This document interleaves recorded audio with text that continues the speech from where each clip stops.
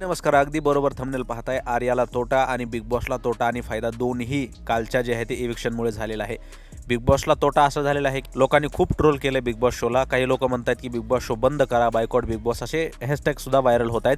पण त्याच्यात त्यांचा छोटासा फायदा असा झालेला आहे की शो आणखी जे आहे ते चर्चेत आलेला आहे. आणि आर्याला फायदा असा झालेला आहे की आर्या अशी ना तशी 2 वीकमध्ये बाहेर निघणारच होती, कारण तिचा गेम सगळ्यांपेक्षा कमी तुलनेत जो आहे तो वीक होता.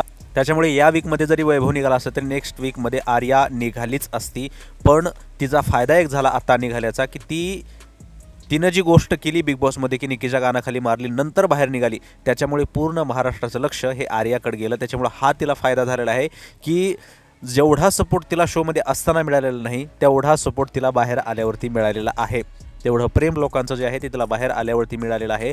सिंगल एक कमेंटसुद्धा आर्यासाठी महाराष्ट्राची वाईट नाही. त्याच्यामुळे तिचंही फेम वाढलेलं आहे. तसंही ती नॉमिनेशन झालेलीच होती. पुढल्या आठवड्यात किंवा त्याच्या पुढल्या आठवड्यात ती बाहेर निघालीच असती.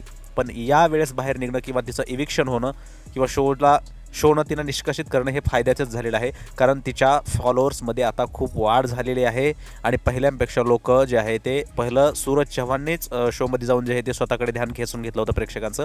पण आता आर्यानेही तेच केलेलं आहे. त्याच्यामुळे आर्या वापस जाऊ किंवा न जाऊ तिला फायदा झालेला आहे. बाकी तुम्हाला काय वाटतं कमेंटमध्ये नक्की सांगा.